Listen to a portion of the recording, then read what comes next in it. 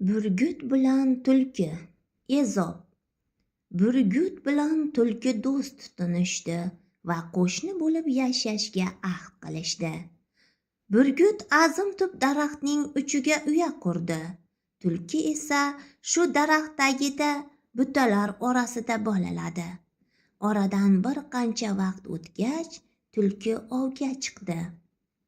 Shunda o'z polaponlarini nima bilan boqishni bilmay och qolib o'tirgan burgut pastga uchib tushib, butalar orasida yotgan tulkivachchalarni changaliga ilib, uyasiga olib chiqdi-da, ularni o'z polaponlari bilan baham ko'rdi.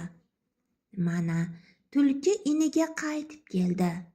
Keldi-yu, bir qarashda ne hol yuz berganini fahmladi. U juda qattiq qayg'urdi. Nafaqat bolalarining nobud bo'lganidan, balki qotildan qasos ololmasligidan ham ich-etini yeb iztirob chekdi. Chunki yerdagi hayvon osmondagi qushni tuta olmasligini u yaxshi bilar edi. Nochor hayvon nima ham qila olardi? G'animini faqat uzoqdan turib qarg'ashgagina kuchi yetardi uning. Biroq oradan ko'p ham vaqt o'tmay, burgut do'stlik ahdiga xiyonat qilgani uchun jazosini oldi. Bir odam dalada echki so'ygan ekan. Buni ko'rgan burgut uchib kelibdi-da, laqqa cho'g' bo'lib yonayotgan kalla pochchani o'g'irlab, uyasiga olib chiqib ketdi. Xuddi shu payt birdan qattiq shamol turib, qurigan shox-shabbalardan qurilgan uya boyagi kalla pochalar orasidagi cho'g'lardan pov etib alanga oldi.